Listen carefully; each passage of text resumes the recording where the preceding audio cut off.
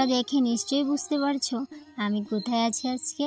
এই যে আজকে আছি বাবার বাড়িতে বিশ্বকর্মা পুজো উপলক্ষে। তো থাকতে পারলাম না, কিন্তু পুজোর পরের দিন যেহেতু ছেলের এক্সাম শেষ হয়েছে তাই জন্য দুদিন কিন্তু বাবার বাড়িতে থাকবো বলে থেকে গেলাম। এইদিকে দেখো সকালবেলা মায়ের কিছু বাসি কাপড় চোপড় ছিল, সেগুলোকে একটু জলের মধ্যে এমনিতেই চুবিয়ে নিচ্ছিলাম। মা বলছিল এইগুলোর মধ্যে সার্ফ দিতে হবে না, এমনিতে একটু বাসিটা ছাড়িয়ে নিলেই হবে। তো সেই জন্য একটু বাসি ছাড়ানোর জন্য সমস্ত কাপড় কোটাকে ধুয়ে নিলাম। আর এদিকে বোন স্নানটা করে নিয়েছে, ও যাবে একটু ঠাকুর মন্দিরে মোমবাতি ধূপকাঠি দিবে বলে তাড়াতাড়ি স্নানটা সেরে নিয়েছে। যেহেতু আসার সময় ভিডিও স্ট্যান্ডটা নিয়ে আসিনি, সেই জন্য ছেলে ভিডিওটা করে দিচ্ছিল। তো তখন আমার বোন স্নান করে এসেছে, ও বলল এদিকে ক্যামেরাটা ঘোরা।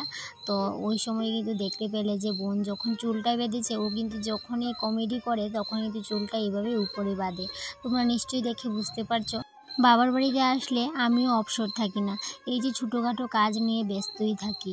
আর সবাই কিন্তু কাজেই থাকে, সবাই এতটা ব্যস্ত থাকে কি বলবো তোমাদের।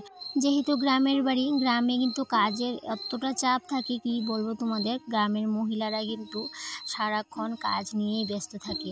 তো আমিও যখনই বাবার বাড়িতে আসি তখন কিন্তু আমিও কিন্তু কাজেই ব্যস্ত থাকি। এই ছোটোখাটো কাজগুলো করে দিই একটু যদি তাদের হেল্প হয়। আর এদিকে ওরা মাসি বোন বউ মিলে যাচ্ছে মায়ের মন্দিরে মোমবাতি ধূপকাঠি দিয়ে আসবে সেই জন্য। আর মা গিয়েছিল গরু নিয়ে, তো যাবার সময় আমাকে বলে গেছিল যে মাকে মাথার মধ্যে একটা বস্তা আছে ওটা তুলে দেওয়ার জন্য। মা একা একা তুলতে পারবে না, সেই জন্য বলে গেছে যে তুই কাপড়গুলোকে ধুয়ে একটু খেতে এদিকে আসবি আর বস্তাটা আমার মাথায় একটু তুলে দিবি। ঘাসের বস্তা একা একা তুলতে পারে না। তো যাই হোক আমি এদিকে আসলাম, তো আসার পরে দেখি মা আবার বাড়ি চলে আসছে। তো আমি মাকে বললাম তুমি দেখি আবার চলে আসলে। তো মা বললো গরুগুলাকে নিয়ে যাই, ওগুলোকে একবারে গরুগুলাকে মাঠের মধ্যে দিয়ে তখন বস্তাটা তুই মাথায় তুলে দিস। তো যাই হোক এদিকে কাকিমুনি বৌদি তারা যাচ্ছে লাকড়ি আনতে, কারণ গ্রামের মানুষরা কিন্তু যতই গ্যাসে রান্না করুক না কেন মাটির চুলায় কিন্তু তারা রান্না করে। আর এত এত চারিদিকে লাকড়ি কি বলবো তোমাদের, লাকড়ি রান্না করতে অনেকটাই ভালো লাগে। শুধুমাত্র একটাই প্রবলেম, সেটা হচ্ছে কালির প্রবলেম। তাও কিন্তু চারিদিকে এত কাঠের টুকরো, তো সেগুলোকে কি করবে, নষ্ট করে তো আর ফেলে দেওয়া যায় না। সেই জন্য কিন্তু মাটির চুলায় তারা রান্না করে। আর মাটির চুলাতে তো রান্না করতেই হবে, যেহেতু গরুর খাবার তৈরি করতে হয় 3 বেলা। তো গরু ছাগল যেহেতু বাড়িতে আছে, তারপরে আবার একটা শূকর আছে, ওর জন্য খাবার তৈরি করতে হয়। তো তার জন্য কিন্তু মাটির চুলার দরকার পড়ে। আর এমনিতে তো গ্যাসেই রান্না করে, ইন্ডাকশনও আছে, তারপরেও কিন্তু মাটির চুলার দরকার পড়ে। যেহেতু জয়েন্ট ফ্যামিলি সারাক্ষণে কিন্তু রান্না বান্না চলতেই থাকে। এদিকে দেখো বিশ্বকর্মা পূজা কিন্তু কবে চলে গেছে, 2 থেকে 3 দিন হয়ে গেল। আজকে হচ্ছে বৃহস্পতি শুক্রবার আজকে, কিন্তু শুক্রবারে দেখো এখনও এই যে ডেকোরেটার্সের কিচ্ছুই তারা খুলে নিয়ে যায়নি। আর সারা বাড়িতে তো একদম অন্ধকার হয়ে আছে, রৌদ্র তো একদমই লাগে না। আর আজকে বিকেলবেলা এসে এগুলোকে খুলবে। এদিকে দেখো এই যে কাকিমুনি লাকড়িগুলোকে নিয়ে আসলো পুরনো বাড়ি থেকে। আমাদের পুরনো বাড়ি হচ্ছে ওই যে রাস্তার ওই পাটটাতেই। আর এটা হচ্ছে এইদিকে বাড়ি করেছে প্রায় 2 থেকে 3 বছর হবে। আর আগে কিন্তু আমার বিয়ের আগে আমরা ওই বাড়িতেই থাকতাম, পুরনো বাড়িতে। তো আমার বিয়ের পরে নতুন করে এই বাড়িটা করেছে। তো এইদিকে দেখো লাকড়ি নিয়ে কাকিমুনি আর বৌদি চলে এসেছে। তো এই যে কাজের লুক রেখে, কাজের লুক দিয়েই কিন্তু এই লাকড়িগুলোকে তো রেডি করেছিল, কুড়াল দিয়ে লাকড়িগুলো রেডি করে দিয়ে গেছিলো। এখন তো এগুলোকে বাড়িতে আনতে হবে। তো ভালো করে শুকিয়ে গেছে লাকড়িগুলো, এখন কিন্তু নিয়ে এসেছে। আর আমি এখন কিন্তু যাচ্ছি মাকে ঘাসের বস্তাটা তুলে দিতে মাথায়।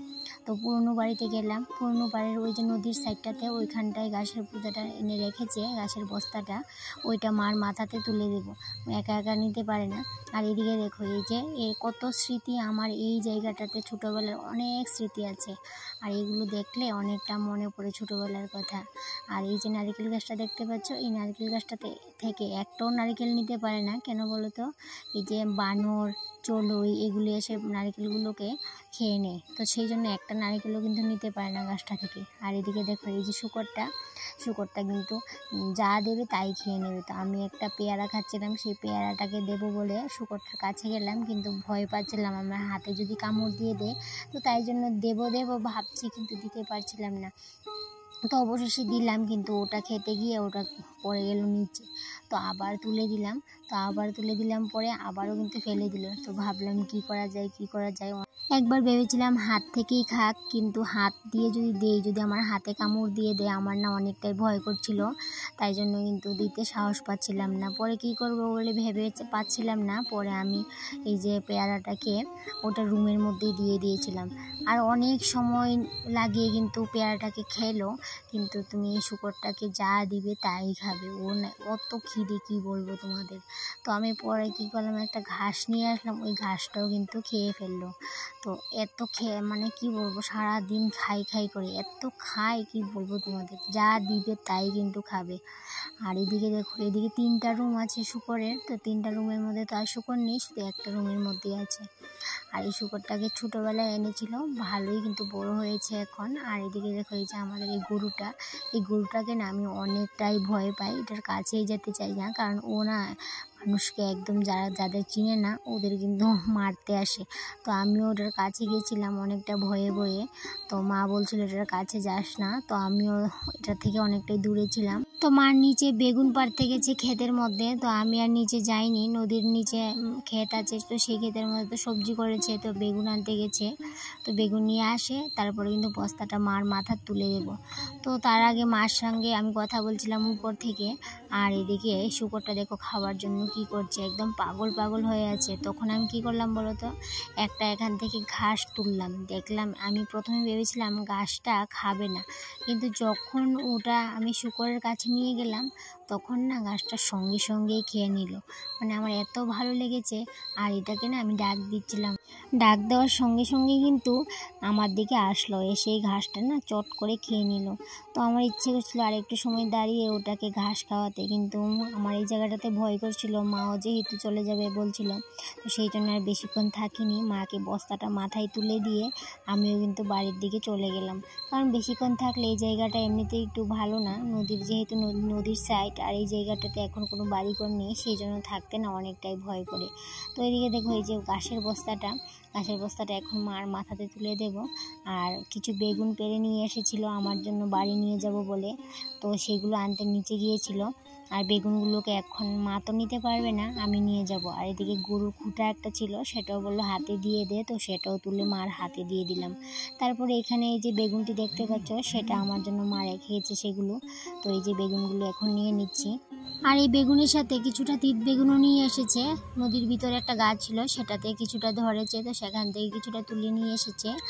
আর আমাকে বলছে তিত বেগুনগুলোকে বাড়ি যাবার সময় নিয়ে যেতে। তো আমি আর নিয়ে যাইনি, বেগুনটাও নিয়ে যাইনি, আমার জন্যই কিন্তু নিয়ে এসেছিল। তো আমার আর কিন্তু বাড়িতে নেওয়া হয়নি, যেহেতু আমি পরের দিন আগরতলা চলে গিয়েছিলাম, সেই জন্য আর কিছুই নেওয়া হয়নি। তো এইদিকে দেখো এই যে ছাগলগুলো, সেগুলো কিন্তু আমাদেরই, কাকিমুনি ছাগলগুলো পালে। তো আগে না একটা সময় ছিল যখন আমিও কিন্তু ছাগল পালতাম, বিয়ের আগে মোরগ, হাঁস, ছাগল এগুলো না আমি পালতাম বাড়িতে। তো এইদিকে দেখো এই যে বেগুনগুলো নিয়ে যখনই যাচ্ছিলাম পুরনো বাড়ির উপর দিয়ে, তখন বাড়িটা তোমাদের সাথে শেয়ার করলাম। এই যে ঘরটা দেখতে পাচ্ছ, এই ঘরটাতে না এক সময় আমরা থাকতাম। আর এইদিকে এই দরজাটা দিয়ে রান্না করে আসতাম।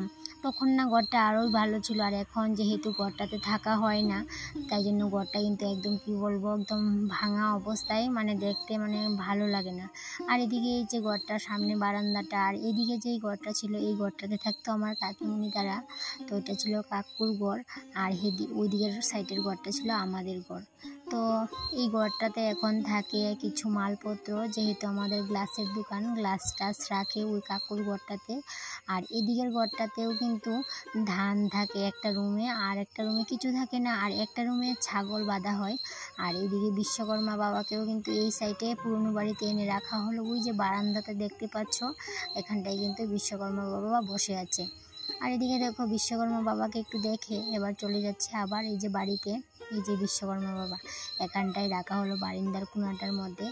আর দেখো এই যে বাড়িটা এখন কেমন হয়েছে। একটা সময় ছিল এই বাড়িটা এতটা সুন্দর থাকতো, উঠান ঝাড় দিয়ে রাখতাম, উঠানের ধারগুলো লেপে রাখতাম, মানে অনেক সুন্দর লাগতো বাড়িটা। কিন্তু এখন দেখো ভুতুড়ে বাড়ির মতো হয়ে আছে। তারপর ওই সাইডে আবার নতুন করে বাড়ি করেছে। তো ওই সাইডে বাড়ি করার পর কিন্তু ওই সাইডে বাড়িটা কিন্তু করেছে আমার বিয়ের পর। আগে কিন্তু আমার বিয়ের আগে কিন্তু আমার বিয়েও কিন্তু পুরনো বাড়িতেই হয়েছিল। আর বড়দারও বিয়ে পুরনো বাড়িতে হয়েছিল, আর এই নতুন বাড়িতে আসা হয়েছে বেশি দিন হয়নি, 2 থেকে 3 বছর হবে। আর এদিকে দেখো এই যে একটা জেঠিমণি এখানে দাঁড়িয়ে আছে, মার সাথে কথা বলছিল। তো যাই হোক, এদিকে আমি বাড়ি চলে আসলাম বেগুন নিয়ে। তো এখন বাজে সকাল 11টা, এখনও কিন্তু কেউ অপশন না, দেখো যে যার কাজ করছে। বৌদি এদিকে রান্না করছে, কাকিমণি ওইদিকে ওই করে গরুর খাবার করছে, মানে কি বলবো, সারাক্ষণ সবাই ব্যস্ত থাকে। আর আমাদের বাড়িতে বুঝতেই পারছো, তোমরা না দেখলে একদম বুঝতে পারবে না, সারা দিন কিন্তু কাজের মধ্যে থাকে সবাই। আমি গেলে আমিও কিন্তু একদম অবসর থাকি না, সবাই বলে যে তুই আসলি, তুইও কিন্তু অবসর নেই। এদিকে দেখো 2 কাপ চা করেছি মার জন্য আর জেঠির জন্য, একটার মধ্যে দিয়েছি চিনি আর একটার মধ্যে চিনি ছাড়া। তো মার জন্য যেটা মায়ের জন্য করেছি সেটার মধ্যে চিনি আছে, আর জেঠিমুনির জন্য যেটা করেছি সেটার মধ্যে চিনি ছাড়া। তো বুঝতেই পারছো চিনি ছাড়া কেন। আর এদিকে দেখো কাকিমুনি সবার জন্য ভাত নিয়ে নিচ্ছে, আর বোন তো এদিকে টেবিলে খেতে বসেছে, আর আমাকে ডাকছিল ভাত খাওয়ার জন্য, আর আমিও চলে আসলাম। তো এখন সবাই মিলে ভাত টাত খেয়ে নেব, তারপরে আবার কাজে লেগে পড়বো যার যার। কি বলবো, সারাক্ষণ শুধু কাজ আর কাজ, মানে কাজের কোনো শেষ নেই এই বাড়িতে। আর জয়েন্ট ফ্যামিলি বুঝতেই পারছো, আর গ্রামের বাড়ি, আর ক্ষেতের মধ্যে সারাদিন কিন্তু কাজের লোক থাকে, ওদেরকে চা দেওয়া, টিফিন দেওয়া, একটু পর পর জল দেওয়া। কি বলবো তোমাদের, তোমরা যদি না দেখো নিজের চোখে একদমই বিশ্বাস করতে পারবে না।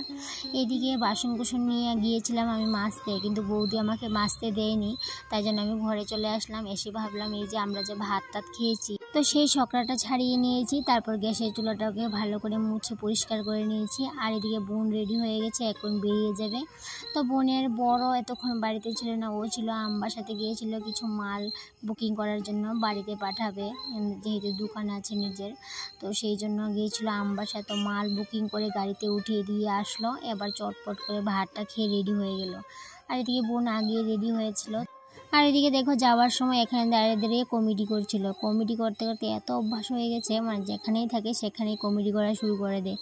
তো এদিকে বাবার জন্য জল বসিয়ে দিয়ে আসলাম ইন্ডাকশনে, কারণ জলটা যেহেতু বাবা ঠান্ডা জল দিয়ে স্নান করতে পারে না, শরীর ভালো না, সেই জন্য একটু গরম জল মিশিয়ে স্নানটা করাতে হয়। তো সেই জন্য ইন্ডাকশনে একটু জল বসিয়ে দিয়ে বোনকে এগিয়ে দিতে আসলাম। তো ওরা এখন বেরিয়ে গেছে, আর আমিও সোজা চলে যাই বাবাকে স্নান করাতে, কারণ বাবা এতক্ষণ শুয়েছিল। তো এখন বাবাকে উঠিয়ে নিয়ে আসলাম, উঠিয়ে নিয়ে এসে হাত পায়ের নখগুলা কেটে দিয়েছিলাম, তারপর স্নানটা করিয়ে দিচ্ছি। স্নান করিয়ে আমি নিজেও স্নানটা সেরে নেব। আমি এতক্ষণ স্নান করিনি, ভাবলাম বাবাকে স্নানটা না করিয়ে কীভাবে স্নান করি, তো সেই জন্য বাবাকে একে স্নান করিয়ে দিচ্ছি। আর আমি আসলে বাবাকে স্নান করিয়ে দিই, আর আমি না থাকলে তো বৌদি করিয়ে দেয়, মা করিয়ে দেয়, ছোটো ভাই করিয়ে দেয়। তো সব দিন করা হয় না, যেদিন প্রচণ্ড গরম দেয় সেদিন তো স্নান করাতেই হয়, আর যেদিন ঠান্ডা থাকে সেদিন তো আর স্নান করাতে হয় না বাবাকে। তো এদিকে দেখো বাবাকে স্নান টান সেরে আমি নিজেও স্নান করে নিয়েছি, তারপর দুপুরে খাওয়া দাওয়া করে। আর বিকেলে মা বলেছিল যে আজকে একটু পাটিসাপটা পিঠা করতে, তো সেই জন্য যে সন্ধ্যেবেলা বসে পড়লাম মায়ের ছোট্ট রুমটাতে। তো এই রুমটার মধ্যে না কারেন্ট নেই, অন্ধকারের মধ্যে মোবাইল জ্বালিয়ে জ্বালিয়ে পিঠার প্রস্তুতি নিচ্ছিলাম। তো এদিকে নারকেলটা কষিয়ে নিচ্ছি গুড় দিয়ে, আর এদিকে দেখো এই যে পাটিসাপটা করে নিচ্ছি। তো বেশি পাটিসাপটা করতে পারিনি, আমার না কোমরটা ব্যথা শুরু হয়ে গেছিলো, পরে মা কিন্তু করেছে, আমি কয়েকটা করেছি, তারপর মা বাকিটা করে নিয়েছে। আর আজকে হচ্ছে শনিবারে যাচ্ছি আগরতলা। তো আমি একা যাচ্ছি না, বৌদিও যাচ্ছে, আর বৌদি এখন আমার সঙ্গে নেই, বৌদি যাবে অন্য অটো দিয়ে, আর আমি একা একাই স্টেশন যাচ্ছি। বৌদির আগেই চলে যাব, গিয়ে টিকিটটা কেটে নেব, আর বৌদি পরে আসবে। আর এদিকে স্টেশন গিয়ে দেখি 1 নম্বর প্ল্যাটফর্মে আজকে ট্রেন আসবে না, ট্রেন আসবে 2 নম্বর প্ল্যাটফর্মে। তো সেই কারণে একটু তাড়াহুড়ো করে টিকিটটা কাটলাম, কেটে এই যে 2 নম্বর প্ল্যাটফর্মের জন্য রওনা দিলাম। আর বৌদি কিন্তু এখনও আসেনি, বৌদি এখনও এসে পৌঁছায়নি স্টেশন, আর আমি আগেই কিন্তু একা একা চলে আসলাম, এসে টিকিটটা কেটে নিয়েছি। তারপরে এই যে ওভারব্রিজ দিয়ে এবার ওই পারে চলে যাব, কারণ যেহেতু 2 নম্বর প্ল্যাটফর্মে আসবে ট্রেন, আর অন্যদিন কিন্তু 1 নম্বর প্ল্যাটফর্মে আসে, আর আজকে না আসবে একটা মালের গাড়ি, সেই জন্য মালের ট্রেন, সেই জন্য কিন্তু 1 নম্বর প্ল্যাটফর্মে আজকে ট্রেনটা আসবে না।